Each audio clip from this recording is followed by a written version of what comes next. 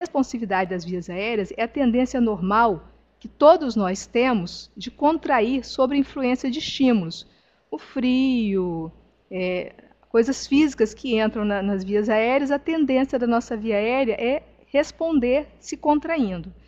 A hiperresponsividade é um aumento dessa responsividade. O que normalmente acontece, em algumas pessoas, essa resposta é muito exagerada. A gente também chama isso de hipersensibilidade e hiperreatividade de vias aéreas. E a limitação variável ao fluxo aéreo é a limitação à passagem do ar na via aérea, é a contração do brônquio, que é variável e que ela pode melhorar espontaneamente ou com resposta ao tratamento. E essa broncoconstricção é em decorrência da resposta aumentada das vias aéreas a algum estímulo nessa via aérea. É uma doença com alta prevalência e de alto custo no Brasil. Ela engloba em torno de 350 mil internações por ano no Brasil, sendo a quarta causa de hospitalização no SUS. Em 1996 foram 76 milhões de reais gastos para o tratamento da asma, com 2 mil mortes neste ano. Como que acontece? Quando entra algum alérgeno nas vias aéreas, o macrófago libera IgE, que vai ativar o eosinófilo. Da mesma forma, o mastócito libera eosinófilo, libera neutrófilo, que vai causar uma série de reações no nosso organismo, levando a broncoconstricção, o reflexo colinérgico, ao edema das vias aéreas, uma vasodilatação, uma hipersecreção de muco. Então, a hipersecreção, o edema e a broncoconstricção vão causar uma diminuição do calibre da via aérea, fazendo com que o ar passe com dificuldade. Se isso se tornar crônico, vai acontecer uma hiperplasia, uma neovascularização, uma hipertrofia ou hiperplasia das vias aéreas. O diagnóstico é feito através da anamnese, do exame físico, que são os dois principais, a avaliação da alergia e o diagnóstico de certeza, uma prova de função pulmonar. O diagnóstico clínico, os 4 sintomas principais: a tosse, geralmente seca, a dispneia, geralmente à noite ou durante a madrugada, sibilos, dor torácica ou aperto no peito. Na anamnese, vamos ver 3 ou mais episódios de sibilância no último ano, variabilidade sazonal dos sintomas, ou seja, os sintomas melhoram, pioram, dependendo da estação do ano, algumas pessoas mais no inverno, outras pessoas mais no verão, outras mais na primavera, dependendo da atopia do paciente. Uma história familiar positiva para a asma ou para a atopia, às vezes não tem história de asma na família, tem história de atopia. Uma exclusão dos diagnósticos diferenciais. O que a gente deve perguntar quando a gente está diante de um paciente que a gente suspeita que tenha asma? Tem ou teve episódios recorrentes de falta de ar? Tem ou teve crises ou episódios recorrentes de chiado no peito?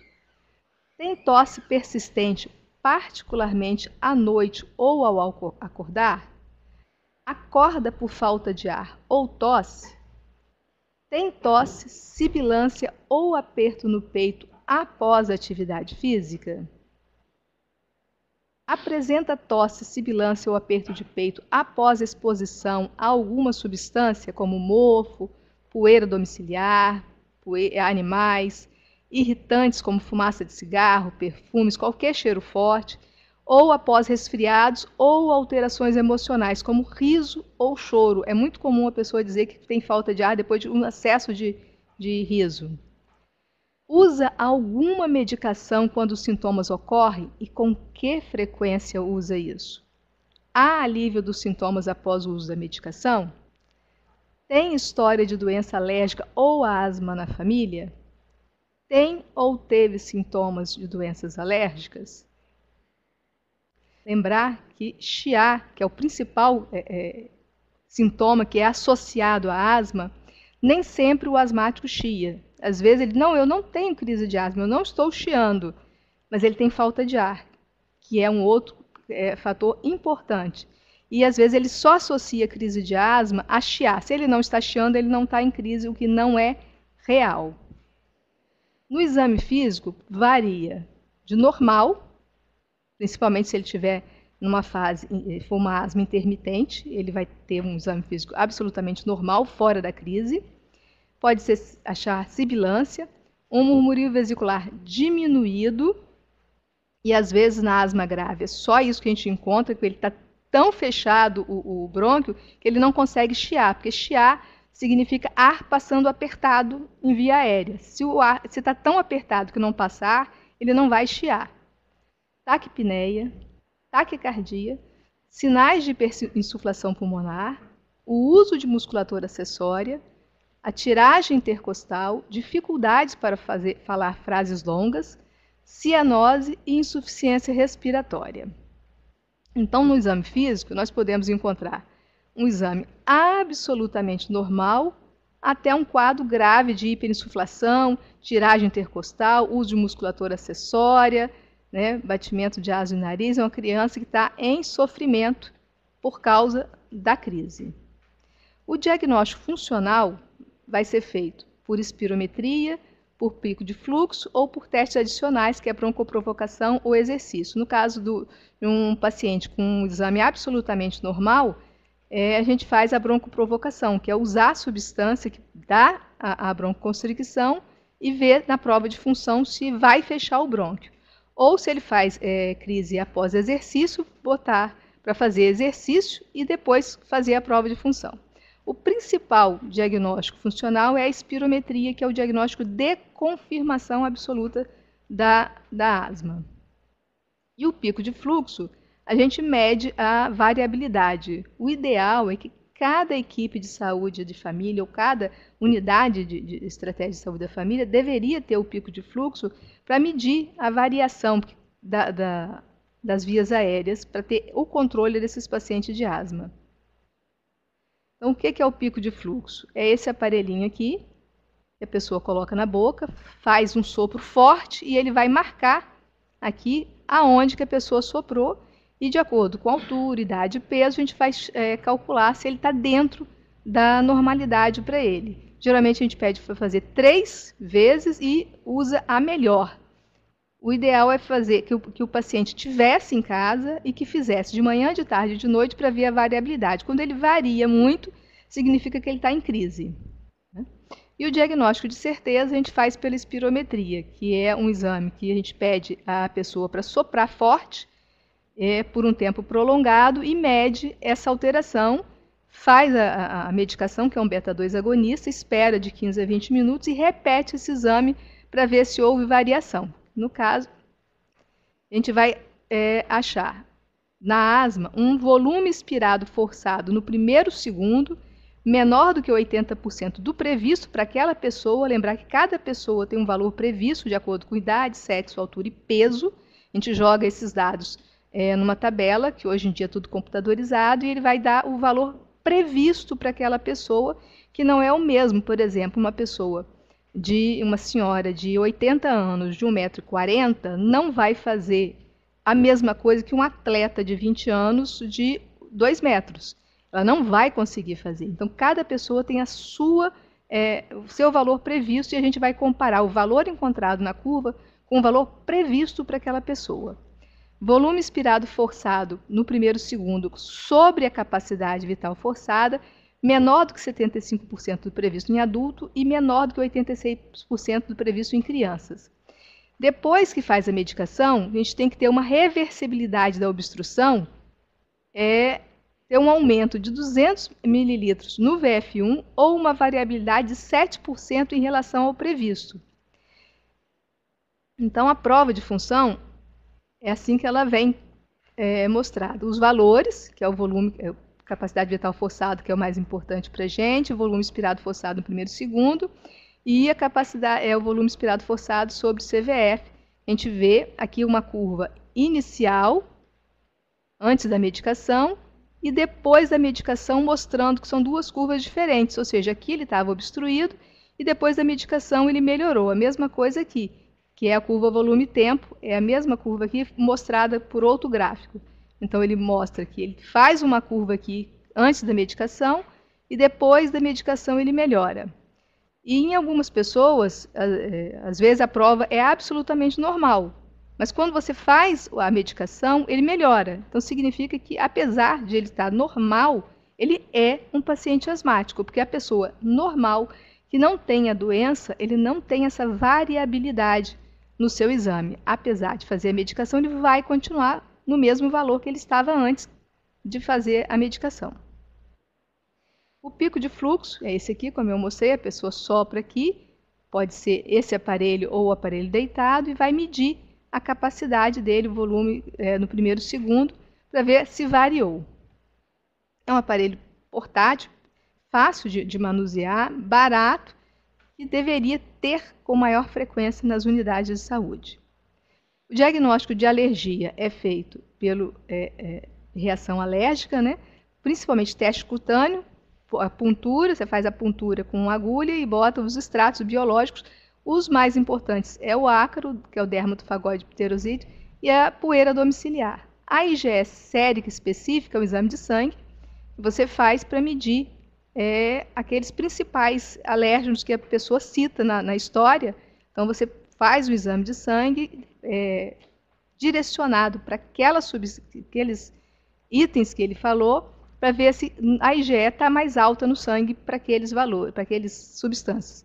Que o principal continua sendo o ácaro, que é um ácaro que vive dentro da casa da gente, adora lençol, travesseiro, colchão, tecido, e ele se alimenta da descamação da nossa pele. Só que isso aqui é uma imagem grande, ele, na realidade, é microscópico, a gente não visualiza, mas ele convive conosco dentro da nossa casa. Os principais diagnósticos diferenciais é a neovascular, a apneia obstrutiva do sono, a aspergilose broncopulmonar alérgica, bronquiectasia, bronquiolite, carcinoma brônquico, discinesia da laringe, disfunção das cordas vocais, doença respiratória crônica da prematuridade, DPOC, que é o antigo enfisema pulmonar e a bronquite crônica, que agora está englobado nessa sigla, que é doença pulmonar obstrutiva crônica, embolia pulmonar, fibrose cística, fístula traqueoesofágica, incoordenação da deglutição, infecções virais e bacterianas, insuficiência cardíaca, massa hipofaríngea, massa mediastinal, obstrução alta de vias aéreas, obstrução mecânica de vias aéreas, refluxo gastroesofágico que tem aumentado muito. Ele pode ser tanto um diagnóstico diferencial quanto um agravante do quadro de asma. Síndrome de Loeffler e síndrome de hiperventilação. A classificação da asma ela pode ser intermitente quando a pessoa, entre as crises, não tem sintoma nenhum. Faz uma crise hoje, daqui a 2, 3 meses ele volta a fazer uma crise, ou então daqui a 1 ano, depende da variabilidade da pessoa. Então, entre as crises, ele fica absolutamente normal, exame normal, prova de função normal, tudo normal. E a persistente é aquela que tem o tempo todo, ele tem alguma alteração na prova de função, que pode ser leve, moderada ou grave. A classificação da gravidade da asma é intermitente, é aquela que tem menos do que uma vez por semana. A persistente leve vai de mais de uma vez por semana a menos de uma vez por dia. A persistente moderada são sintomas diários, mas não contínuos. Já a persistente grave, diárias e contínuas, com limitação diária. Falta frequente, falta ao trabalho. Todas as persistentes elas levam uma limitação maior da atividade da vida da pessoa. Na intermitente, as crises são ocasionais, leves, são controladas só com o bronquidilatador. Já da persistente para lá, ele já precisa de corticoide, porque ele tem uma doença inflamatória mantida, então ele precisa de medicação contínua. Os sintomas noturnos na intermitente são raros, na persistente leve ocasionais, na persistente moderada comum e na persistente grave quase diário e às vezes o tempo todo. E o uso do broncodilatador de alívio, que aqui é menos de uma vez, na intermitente, menos de uma vez por semana, menos de 2 vezes por semana na persistente leve, de 2 vezes por semana, 2 vezes por dia na persistente moderada, e um aumento de mais de 2 vezes por dia na persistente grave. Os objetivos do tratamento. As drogas utilizadas, o tratamento de manutenção e o tratamento da crise é o que nós vamos falar agora. O objetivo do tratamento é controlar os sintomas, prevenir as crises, manter as atividades normais, prevenir a limitação crônica, como vocês viram nos primeiros dispositivos, que quando a crise se torna persistente, ela causa uma série de alterações que vão levar à alteração constante de vias aéreas, com crises constantes, deixar a função pulmonar normal ou próxima do normal, reduzir o uso de beta-agonista e prevenir a morte. As principais drogas utilizadas. As beta-agonistas, que são de curta ação, salbutamol, fenoterol e terbutalina, sendo que salbutamol e fenoterol são medicações obrigatoriamente na rede primária. Longa ação, oral, bambuterol e inalatória, formoterol ou salmeterol. E longa ação. No caso da longa ação, a medicação dura 12 horas, tem que usá-la de 12 em 12 horas. E de longa ação, que é o indacaterol, que é uma medicação nova, que foi lançada ano passado, que é uma vez a cada 24 horas. Os anticolinérgicos, que é o brometo de Patrop, que é o Atrovent, que tem na rede primária. As xantinas, que são as teofilinas, que estão em desuso pelo risco de efeitos colaterais.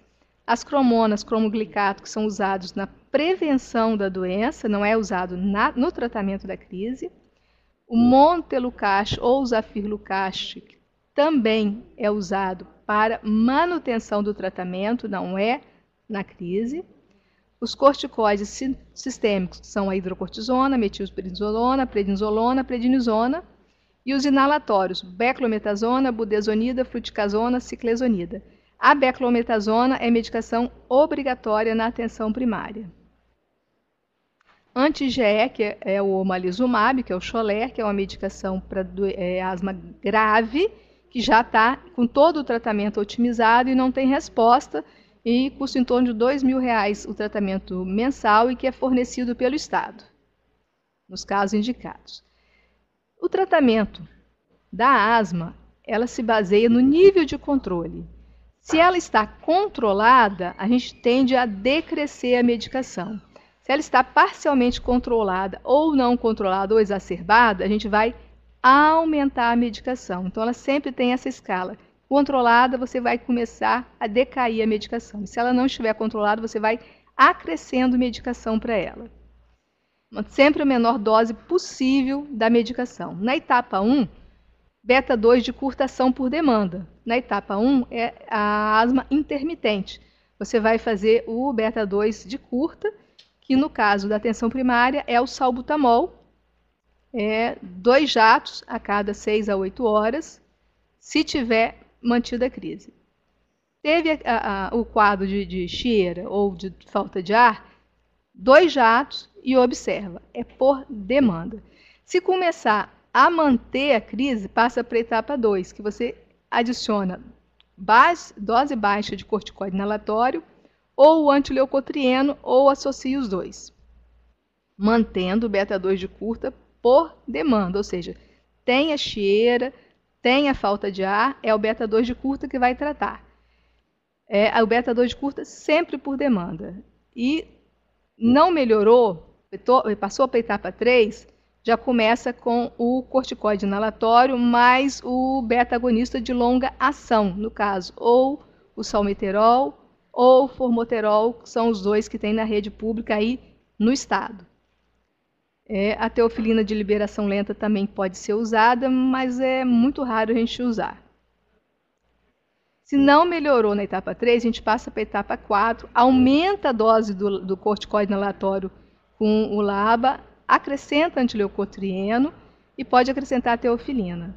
Não está compensado, você vai adicionar mais uma parte. O corticoide oral, geralmente prednisona, 40 miligramas por dia, de 4 a 5 dias, para obter a resposta. Idealmente que seja usado depois do almoço, para fazer o pico na madrugada, que é o horário que eles mais precisam, que faz mais a crise, que a alteração no brônquio é maior, porque todos nós temos uma variabilidade no calibre do brônquio que é menor de meia-noite às 6 horas da manhã e que é maior por volta de 4 horas da tarde. Então, o horário que geralmente eles desencadeiam crise é entre meia-noite e 6, que é o horário que está menor esse calibre do brônquio. E o tratamento com anti-GE, que aí vai passar para o pneumologista. Na atenção primária, o beta-2 de curta é o salbutamol, que é 100 microgramas, que tem na rede pública, que é usado 2 jatos a cada 6 horas, se for necessário. O corticoide que tem na rede básica é o beclometasona, tem de 250, tem de 200 e tem de 400, e agora tem também na farmácia popular, tanto o salbutamol quanto o beclometasona. Para atenção primária, o principal é saber esse tratamento. A asma, o principal, o beta-2, ele vai tratar o sintoma da asma. A doença, que é a inflamação, vai ser tratada pelo corticoide. É a mesma coisa que você quebrar uma perna. Você vai precisar engessar e fazer analgésico. A asma é a mesma coisa. O gesso da asma é o corticoide inalatório. E o analgésico é o beta-2 de curta. Então, sempre, se for uma doença intermitente, começa com beta-2 de curta. Orienta o uso do salbutamol e vai observar, pede para ele anotar numa ficha a quantidade, a necessidade que fizer. No retorno, se ele estiver usando com frequência, tem que anexar a esse tratamento uma dose baixa de corticoide inalatório, que pode ser tanto do posto de saúde, como agora na farmácia popular, que ele consegue pegar absolutamente de graça. É importante que ele faça esse tratamento, se ele tiver uma asma persistente, diariamente, não é sintomático. Eu estou com a crise, estou com falta de ar, vou usar o corticoide. Não funciona. Ele só funciona como preventor da crise, mantendo a inflamação sob controle. O tratamento do sintoma é o beta-agonista que vai fazer. E o tratamento da doença é o corticoide. E é importante, quando fizer a prescrição, orientar ao paciente o uso correto, porque é muito frequente a gente pegar paciente usando medicação completamente errada. Tem até um programa, não sei se vocês viram, no House, que é um seriado importante, que ele pede para a pessoa, e a pessoa reclama que faz tratamento de asma e que não melhora, e ele pede para a pessoa mostrar como usa a bombinha, e a pessoa bota no pescoço e faz isso aqui. Lógico que não vai funcionar. Não é no pescoço que funciona. Então, o ideal é que a pessoa tenha um espaçador, que é esse aparelho que é mais fácil de usar, acoplar a medicação aqui, botar na boca e fazer a medicação. Expirar totalmente. Na hora que for inspirar, dar o jato e pedir para a pessoa aspirar por aqui. Aspira devagar e continuamente até encher todo o peito. Quando estiver totalmente cheio, prender a respiração por 10 segundos, porque o remédio ele entra em forma de spray. Então, ele precisa de um tempo para se depositar no pulmão, para poder ser absorvido pelo pulmão. Esperar 10 segundos e depois eliminar. Daqui a pouco fazer a mesma coisa, que são 2 jatos que é para fazer, que é a dose habitual. O corticoide inalatório tem em forma de spray e tem em forma de cápsula, que geralmente é desse modelo que você abre. Tem vários modelos que você pode abrir, sempre abrindo e botando a cápsula dentro e quebrando essa cápsula aqui dentro. É uma cápsula transparente com um pozinho. Você vai colocar em qualquer um desses dispositivos, botar a cápsula, fechar, quebrar, e aí é mais ou menos a mesma coisa. Ele vai pedir para segurar sempre nessa posição, não assim nem assim que cai o pozinho, e expirar, botar todo o ar para fora, botar na boca, puxar devagar e contínuo até encher todo o pulmão, prender a respiração, deixar 10 segundos, depois expirar lentamente. Abrir, verificar se a cápsula está vazia, que às vezes a pessoa não faz a manobra correta, a medicação fica toda aqui. Fechar, se tiver a medicação ainda, a cápsula é transparente, com pozinho branco, observar. Tem pozinho ainda? Repita a operação. Não tem, joga fora, já fez a medicação. É essa medicação que deve ser feita. Se você tiver no posto, em trabalho, e chegar uma pessoa em crise, não é para desesperar, não é para chamar a ambulância. Primeiro tratar a pessoa. Como tratar a pessoa? Pegar o salbutamol, que deve ter no posto, porque é medicação obrigatória, pegar o salbutamol, fazer 4 jatos de salbutamol na pessoa. Não tem problema os 4 jatos. A pessoa está em crise, a dose preconizada é 4 jatos. Fez os 4 jatos, aguarda de 15 a 20 minutos. Melhorou? Passa para a etapa seguinte. Não melhorou? Repita 4 jatos outra vez. Espera de 15 a 20 minutos. Não melhorou? Você pode repetir a terceira vez e já providenciar o transporte para um pronto-socorro, alguma coisa que tenha medicação venosa, para começar a fazer o tratamento com corticoide venoso e fisioterapia. É sempre assim o tratamento. Sempre lembrar que a asma, bem controlada, bem tratada, a pessoa tem uma vida absolutamente normal. Cristina. Pois não. Antes de você continuar, você sabe que alguém ia fazer essa pergunta, né? E o Berotec, que a gente tem na unidade e muitas vezes é com nebulizador. O que a gente faz nesse caso? O Berotec deve ser usado também. Se tiver em spray, da mesma forma, usar 4 jatos. Se tiver em nebulização, você vai usar, aí vai depender da idade, do peso do paciente. Geralmente em torno de 5 gotas na nebulização. Lembrar que na nebulização o soro não pode ser gelado, porque soro gelado desencadeia crise. O pulmão, a traqueia está a 36 graus e meio. Se você jogar alguma coisa gelada, a primeira coisa que vai fazer é fechar, contrair. Então, aquelas pessoas que orientam a mãe ou fazer nebulização, guarda na geladeira o soro? Pode guardar. Mas na hora de fazer a nebulização, tem que retirar da geladeira alguns minutos antes.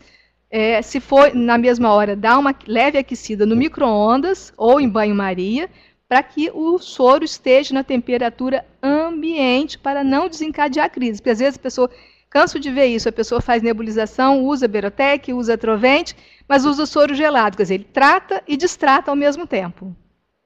Então o soro tem que estar em temperatura ambiente. Pode ser feito também. Fez a nebulização com fenoterol, fez a nebulização com Atrovent, espera 15 a 20 minutos, pode repetir a nebulização daqui a 15 a 20 minutos, não resolveu, repete, você pode fazer 3 ciclos assim de nebulização, ou o fenoterol em spray, fazer os 3 ciclos, e aí, se não tiver a resposta, passar para um tratamento mais agressivo com corticoide, geralmente venoso, porque é uma crise grave.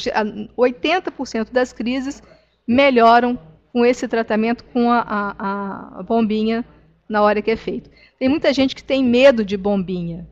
Não é para ter medo. Desde que a medicação esteja correta, indicada corretamente, feita corretamente, não tem problema. O problema é que, na maioria das vezes, os pacientes usam errado. Usam como? Várias vezes por dia. Eles tratam sem o corticoide. Eles tratam só o sintoma. E a crise, na hora que ela aparece, se você faz o beta-2 e não trata, se for uma crise persistente, a inflamação vai evoluindo. Então, você faz o jato da medicação do beta-2 agonista, ele melhora o sintoma, mas a doença, que é a inflamação, continua progredindo. Dali a pouco ele volta a piorar. Ele faz outra vez a bombinha. Ele melhora o sintoma, mas depois ele vai piorando. Então, geralmente, quando ele chega no pronto-socorro, ele já usou várias vezes a bombinha. Esse que é o perigo. ele já ter usado várias vezes em casa o beta-2. Então, a história tem que ser colhida, porque ele pode já ter usado várias vezes. Então, a gente vai usar, se ele já usou várias vezes com certo cuidado, e já vai entrar com corticoide na hora que ele chegar, porque ele já usou o beta-2 várias vezes em casa, que é muito comum isso. Ele fica protelando, vou usar mais uma vez, mais outra vez, e quando ele chega, ele já chega muito grave. Porque a inflamação continua progredindo, ele só está tratando uma parte. Você pega o gesso, não engessou, fratura a perna, não engessou, só vai dando analgésico, quando passa o efeito do analgésico, a fratura continua lá. É exatamente assim que acontece com a asma. Então é muito importante não se apavorar, não ficar nervoso, conversa direitinho com a pessoa, tenta extrair o máximo possível de informação do que já usou, de como foram as crises anteriores da pessoa, se já foram graves, se foram crises leves, para começar esse tratamento. Mas, geralmente, na crise média, fazendo a bombinha, em torno de 70% a 80% dos pacientes vão ficar compensados só nessa fase. Então, o importante é isso. Vocês têm no posto de saúde, na atenção primária, o beclometasona, tem o salbutamol, tem o fenoterol e tem o brometo de ipatrópico e o atrovente também. Então, vocês têm essas medicações que facilitam. E hoje em dia, de 2, 3 meses para cá, melhorou bastante o tratamento da asma a partir do momento que ela foi incluída na farmácia popular. Então, tanto o beclometasona, quanto o salbutamol, quanto o fenoterol, qualquer paciente pode pegar de graça na farmácia popular. É só ter a receita que ele vai pegar a medicação de graça. Então, facilitou muito o controle da doença. Cristina, tem uma pergunta aqui, eu vou passar logo para você, do Harry, lá de Venda Nova, está aqui no chat. Ele está perguntando se na asma intermitente vale a pena também fazer o corticóide oral em dose baixa. Não. Se a asma é intermitente, aí você tem que ter certeza que essa asma é intermitente. Porque às vezes o que acontece? A pessoa não tem sintomas, mas ela continua com a inflamação. Tem alguns pacientes que eles são muito pobres em reconhecer os sintomas deles. Eles têm a asma, mas não têm sintomas. Eles têm uma vida normal, ativa, tranquila. Mas quando você faz a prova de função, você vê que ele está obstruído.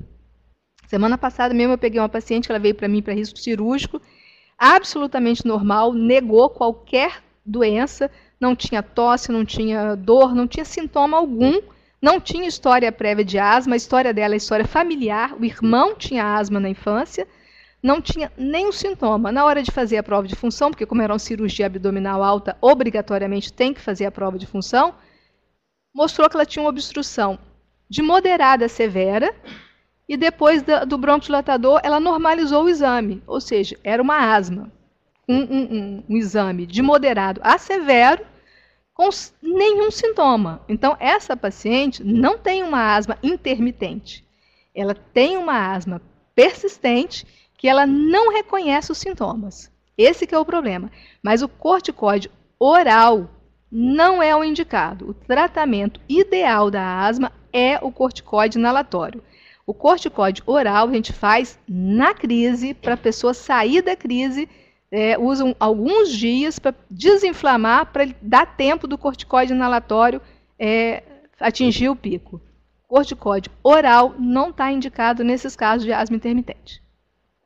A asma intermitente real, ou seja, aquela que você faz o exame, ela não tem absolutamente nada, prova de função normal, sem alteração nenhuma. Entre as crises, a indicação é só o beta-2 de curta na hora da crise. Você orienta a pessoa. Você tem essa medicação, que é a sua bombinha, explica como é que faz o uso, guarda. Teve crise, use. E anote dia e hora que usou, para a gente saber a frequência e a intensidade dessas crises. A resposta foi satisfatória ali para o Harry que fez a pergunta, né? Pode seguir em frente, por favor, fica à vontade aí. Então... Tá. Não. É basicamente isso que eu ia falar sobre a asma. Então tem que ter muito cuidado e tem que lembrar outra coisa. nem tudo que chia é asma. Infelizmente, eu que sou pneumologista, eu pego muito isso, as pessoas chiam, vão para o pronto-socorro, saem de lá com diagnóstico de asma, independentemente do que for. Chegou no pronto-socorro e está chiando, o diagnóstico habitual é asma. Então, desconfiar quando uma pessoa chegar para você no posto e dizer, eu tenho asma. Quem deu esse diagnóstico? Como foi feito esse diagnóstico?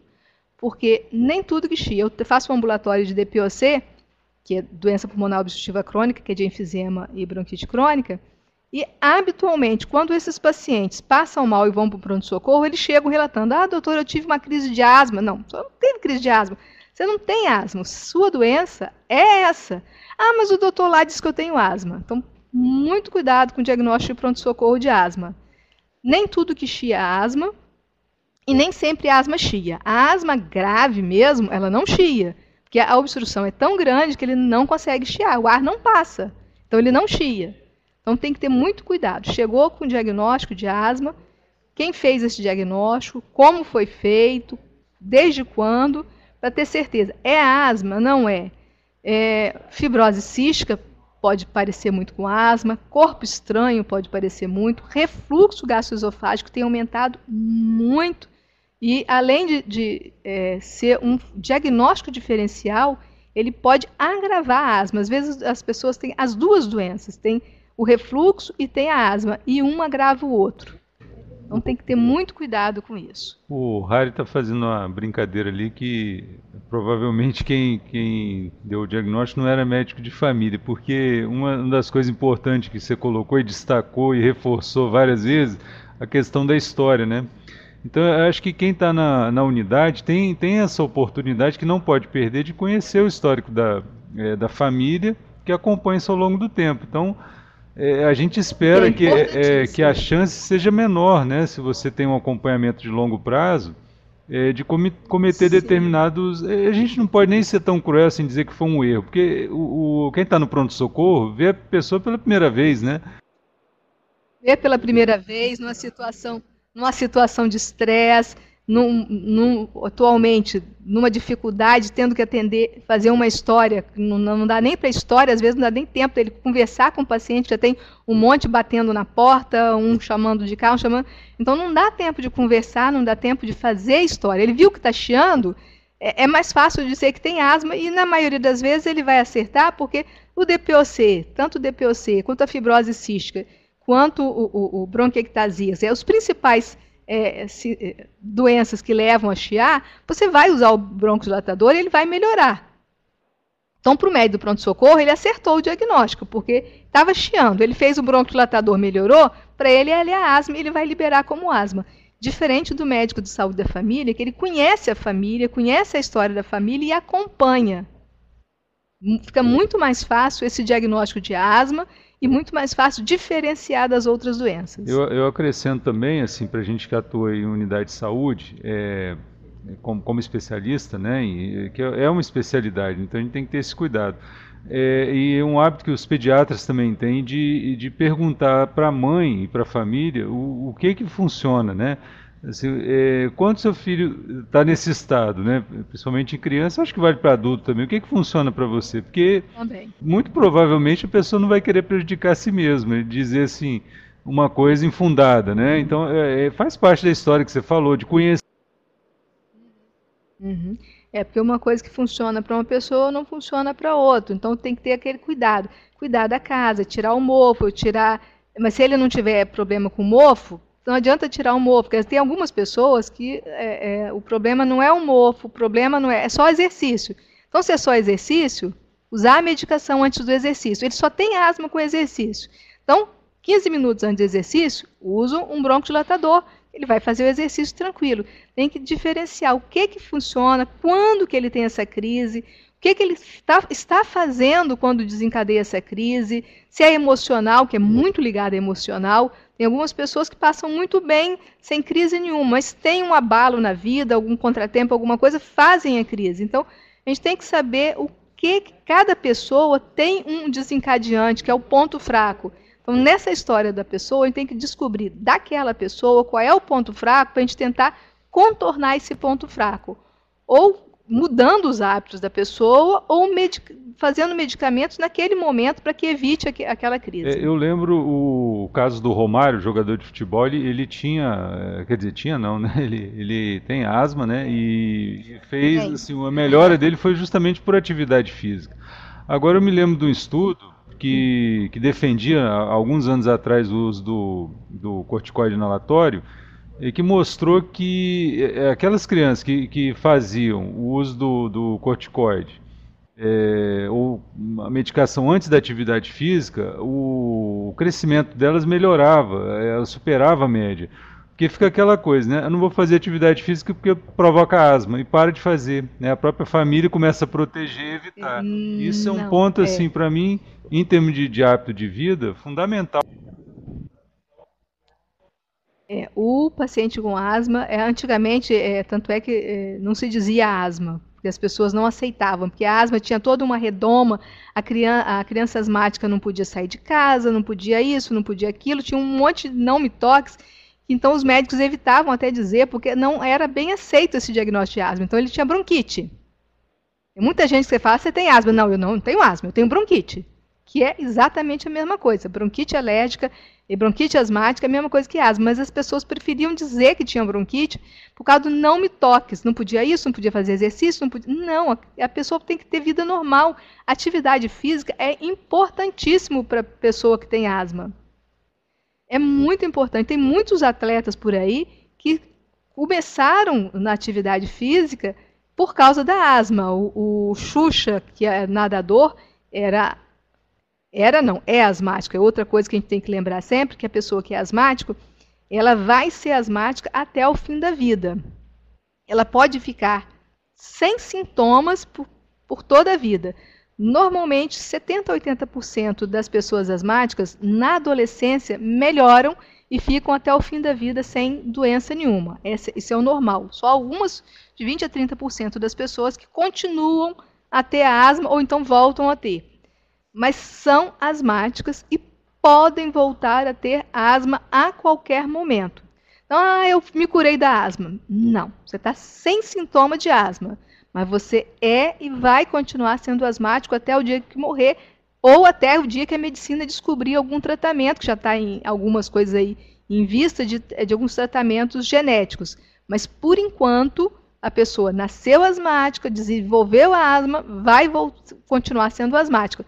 Mas pode ficar o resto da vida sem ter absolutamente nenhum sintoma, ter uma vida absolutamente normal. Isso acontece em torno de 70% a 80% das pessoas que têm asma na infância e que melhoram na adolescência e que nem se lembram mais que tem asma, mas tem asma. Eu lembro até de uma paciente minha uma vez que ela me procurou porque ela teve asma na infância, que ela não se lembrava, quem dizia era a mãe, de até 2, 3 anos de idade, nunca mais tinha tido crise nenhuma, vivia uma vida absolutamente normal, até um dia que ela viajou para o exterior. Para azar dela, eles estavam comemorando o 4 de julho em Washington, e foi logo depois da Primeira Guerra, e eles estavam andando para lá e para cá numa praça que levantava muita poeira, que era a exposição dos troféus, né, do míssil, da coisa de campanha, e ela ficou passeando para lá e para cá. Quando ela chegou no hotel, ela fez uma crise, ela demorou 3 dias em crise, sem reconhecer que estava em crise, com falta de ar, e até que procurou um médico lá e que foi diagnosticado como asma, que ela ficou muito surpresa. Foi aí que ela foi perguntar para a mãe, que disse que ela tinha tido até 3 anos de idade. Ou seja, ela é asmática e vai ser asmática, pode voltar a qualquer momento. Isso é importante lembrar da pessoa, porque as pessoas acham que não, tive asma na infância. Não, tem asma, tá? Controlada, mas tem asma. Uma pergunta aqui sobre o Peak Flow, né? Assim, não tem dúvida, eu acho que tem que ter relativamente barato o equipamento, né? E simples de usar, não tem nem que discutir de ter nas unidades de saúde. Agora, unidades de atenção primária, né? Agora, o que você acha? Assim, eu já vi em alguns países europeus que tem uma prevalência muito alta de ter o espirômetro na própria unidade, em unidade de atenção primária, ou então unidade de apoio diagnóstico, para evitar de, por exemplo, você precisar se deslocar para um centro maior e tal, na própria unidade de saúde, que tem uma complexidade um pouquinho maior, de ter o espirômetro. Não sei se você conhece alguma experiência, se isso é válido, se é possível, basta mesmo o PicFlow, é suficiente, o que você... Olha, seria o sonho de consumo, mas infelizmente no nosso Brasil não é real. O espirômetro é um instrumento muito útil, mas que poucos lugares têm. Aqui no estado, o estado só fornece em 2 lugares no estado, que é aqui em Vitória, no CRE, e em Cachoeiro. São os 2 locais que têm espirômetro fazendo exames. E, de vez em quando, ele compra o exame de médicos particulares, que não é o ideal. O ideal é que esse exame fosse mais difundido, porque para nós pneumologistas, a espirometria é a mesma coisa que o eletrocardiograma para o cardiologista. Eu não vejo nenhum cardiologista fazendo consultas sem um eletrocardiograma. É obrigatório. Então, deveria ser a mesma coisa, porque é o diagnóstico de confirmação da doença. Então, deveria ter mais no estado. Isso não é só no Espírito Santo. O Brasil todo tem essa carência, essa dificuldade de ter o exame. Que não é tão caro assim, é um aparelho, ele custa em torno de entre 5 e 10 mil reais, dependendo do aparelho que você for comprar, mas é um aparelho que tem uma vida longa, só o bocal e o filtro que você deve trocar a cada exame, mas é barato. Mas o ideal é que, pelo menos, o município cada município tivesse um espirômetro para a gente ter esse diagnóstico com mais facilidade. Mas o sonho de consumo seria esse, mas não é a nossa realidade, infelizmente. Você tem ideia do valor do PicFlow? Quanto custa o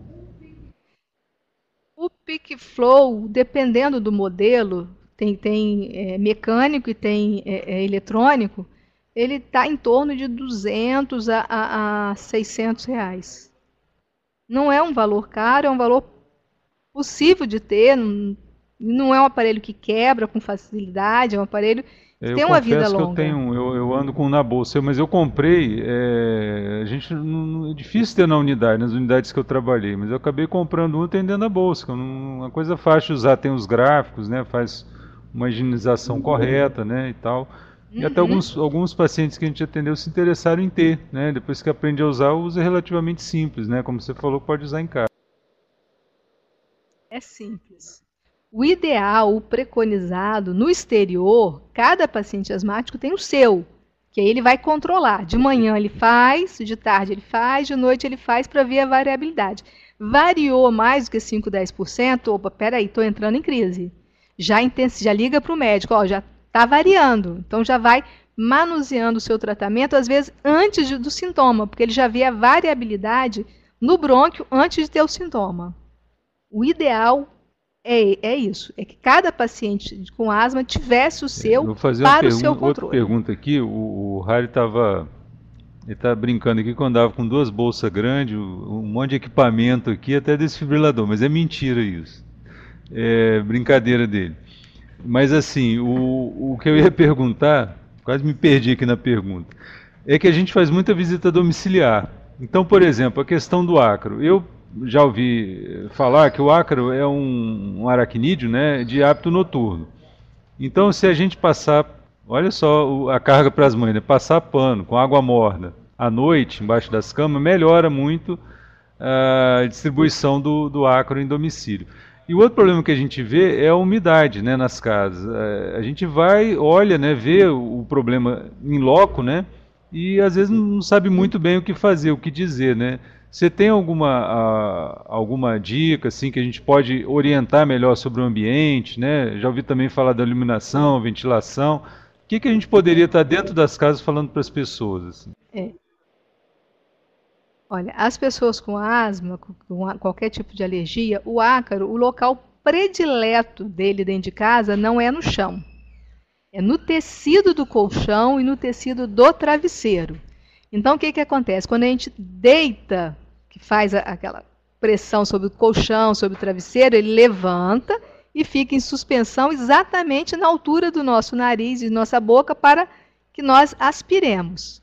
É o que acontece normalmente. O ideal é que esse colchão e esse travesseiro fossem forrados com tecido antialérgico. Hoje já existem capas que são vendidas em lojas de colchão.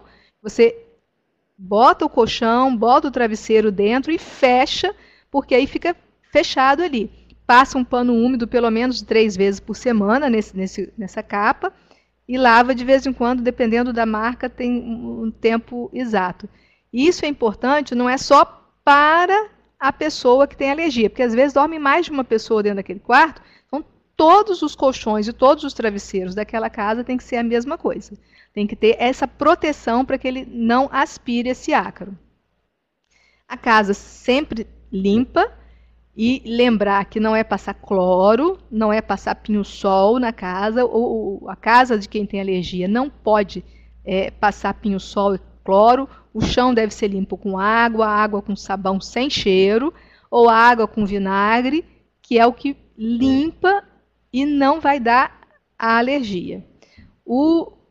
A parede, de preferência, passar, se tiver alguma umidade, tentar consertar, se puder pintar para tirar aquela umidade, raspar aquela umidade, pintar. Se não, passar um pano com água, com vinagre, deixar secar, bem ventilado, secar bem essa parede, que diminui um pouco essa umidade com água com vinagre. E tem algumas substâncias também que você joga em spray, aí outra pessoa, não a quem tem alergia, e deixa secar, ou com ventilador, ou com ventilação importante, deixar aquele ambiente secar. Uma coisa importante também para quem tem alergia é guarda-roupa.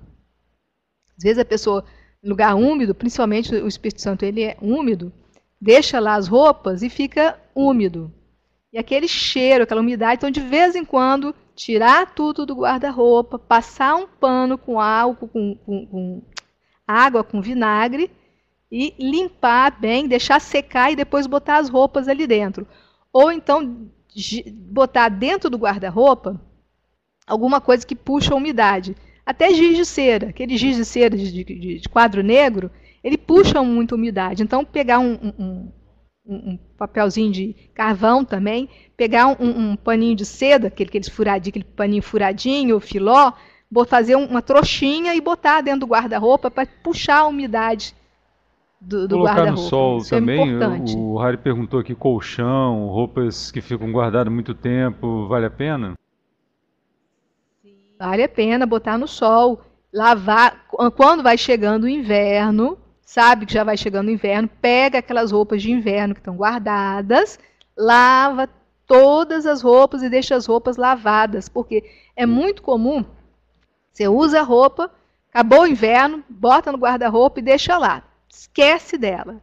Só lembra quando esfria outra vez. Aí vai lá e pega aquela roupa que está lá, úmida, com poeira, e aí desencadeia a crise. Então a gente sabe quais as estações de frio no estado. Chega abril, começa abril, já começa a esfriar. Então pega as roupas que estão dentro do guarda-roupa, tira, lava, deixa secar, bem secado, limpa o guarda-roupa, passa um pano com água com vinagre, deixa secar esse guarda-roupa, deixa essas roupas bem no sol, depois coloca tudo no lugar que já está pronta para uso, sem correr o risco. Agora uma questão clínica, assim, em relação a tiragem, por exemplo, quando a gente recebe, acho que principalmente criança, né? Mas eu queria também discutir um pouco a tiragem para o adulto. Ela é um sinal de gravidade? Assim, quando a gente olha que tem tiragem, que tem batimento de asa de nariz, tiragem verdadeira. É um sinal de gravidade. É um sinal de gravidade. Tiragem intercostal e batimento de asa de nariz é um sinal de gravidade, de atenção, tratamento imediato, rigoroso e ficar em cima até sair da fase de crise, porque é um sinal de gravidade. Assim como a cianose então, assim, do ponto de vista clínico, você tendo um caso de tiragem, como você falou, a ausculta talvez não tenha tanta importância quanto a tiragem, porque você pode estar com uma ausculta bem comprometida. Bem comprometido, você não tem, porque as pessoas acham que tem que ter chieira. Bota o esteto, não vê chieira, não está em crise, não. Se ele não tem chieira e tem tiragem, cuidado, tratamento para ontem, é urgente, ele está entrando em insuficiência respiratória. Tem que ter o tratamento o mais rápido possível, fazer o beta-agonista o mais rápido possível, ficar de olho, corticoide para tratar. Eu fiz algumas perguntas, tentei pegar as perguntas do pessoal aqui no chat, não sei se mais alguém tem alguma questão. Vou aproveitar aqui, enquanto o pessoal vai pensando aí se tem alguma questão, lembrando que semana que vem, no mesmo horário, né, às 15 horas, porque ontem, excepcionalmente, a gente fez às 15h30, né, mas a gente vai tentar sempre iniciar às 15 horas. Então, semana que vem, no dia 23/10, a webconferência sobre asma em crianças, aí vai ser com a Terezinha Moisés, né? E no dia 26/10, sobre alergia. Então, são temas afins, né, com que a doutora Cristina apresentou hoje. E, então, se eu não me engano, ela está viajando já semana que vem, é isso? Já está tá saindo do Brasil, é isso? Ou eu estou me enganando? Quinta-feira já está. Então, nós pegamos aqui uma oportunidade, está indo para a Europa, né, para estudos, e a gente teve uma oportunidade única aí de ter a palestra dela. Então, semana que vem, reforçando dia 23 e 26 com a Terezinha Moisés, para colocar sobre os temas, né, que são afins, que não tem importância com a questão sazonal, né? Eu estou vendo aqui, tem gente também de Ibitirama, Venda Nova, que são lugares mais frios, também tem. É bom que participem também, chame mais gente, e começando às 15 horas. Pelo jeito não tem nenhuma pergunta aqui, Cristina, eu não vi se mais alguém tem pergunta. Só tirar uma dúvida aqui, o formoterol e salmeterol tem disponível na rede, você falou, ou aqueles medicamentos especiais da Rememe, pelo que o Estado... Medicamento especial, medicamento especial do Estado para asma grave. O formoterol, a associação formoterol-budesonida, que pode ser o Symbicort ou pode ser o Forazec, e o salmeterol-fluticasona, que é o Seretide, todos são medicações de asma grave, distribuídos para paciente de asma grave no Estado. Ou, em caso de asma persistente leve, que já passou pelas etapas 1, 2 e 3 e que não tem controle. Aí ele vai ser encaminhado para o pneumologista prosseguir o tratamento e vai ser disponibilizado no Estado o formoterol-budesonida ou salmeterol-fluticasona. Se for criança, é salmeterol-fluticasona de início. E o adulto é o formoterol-budesonida. Como a gente trabalha em rede, né, o contato de atenção primária com o especialista, o pneumologista, então é importante estar atento que tenha a farmácia cidadã na página da CESA, www.saude.es.gov.br, tem todos os formulários que a gente pode estar ajudando até no preenchimento, né, na indicação, observando o que foi indicado para a pessoa não ter descontinuidade no tratamento. Porque essa combinação do acompanhamento com o pneumologista é importante para quem está na atenção primária, a gente ajudar a fazer esses contatos e a continuidade da medicação. Ela está disponível, às vezes não é usada por desconhecimento do próprio profissional de saúde, né? Isso é importante você lembrar, que eu me lembrei agora de um caso que aconteceu na semana passada, um paciente que é do interior, eu não sei qual é o município agora, que ele faz tratamento aqui, ele pega a medicação, só que ele quebrou a perna. Então ele não pode vir à consulta aqui. Então se ele não pode vir à consulta aqui, o pneumologista daqui não pode prescrever.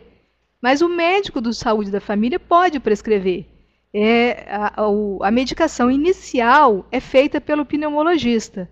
Mas o controle trimestral, porque é de 3 em 3 meses que eles recebem essa medicação, e de 3 em 3 meses que eles têm que fazer o controle com a apresentação da documentação, pode ser feita pelo médico da saúde da família. Ele não precisa deslocar esse paciente do interior para cá só para fazer esse controle com o pneumologista. No caso desse paciente, ele estava com a fratura, eu mandei uma comunicação para o médico da saúde da família, o médico da saúde da família se recusou, disse que não, que era medicação do Estado, que ele não poderia prescrever. Pode e deve, desde que ele seja médico, que ele tenha um CRM e que ele avaliou o paciente, porque quem está do lado do paciente no município é que pode avaliar. Quer dizer, é um paciente de idade com fratura de fêmur que não pode vir para cá, eu não posso prescrever, porque eu não estou vendo o paciente, que pelas normas do Conselho Regional de Medicina eu só posso prescrever se eu ver o paciente, se eu examinar. Eu não posso prescrever, quem pode prescrever é o médico que está lá na ponta que vê. Então isso é importante, essa lembrança. Eles podem e devem prescrever a medicação, porque vai ser fornecida. Até, assim, é interessante que a gente, se a aula, se a gente conseguiu gravar mesmo, a gente usa aí teu depoimento, né, nesse caso, para a gente argumentar com os colegas a importância deles estarem prescrevendo, porque o prejudicado é o próprio paciente, né? Então eu quero te agradecer aí pelas excelentes orientações, assim, você falou coisas assim, foi muito educativo, pelo menos eu aprendi, né? A gente sempre aprende.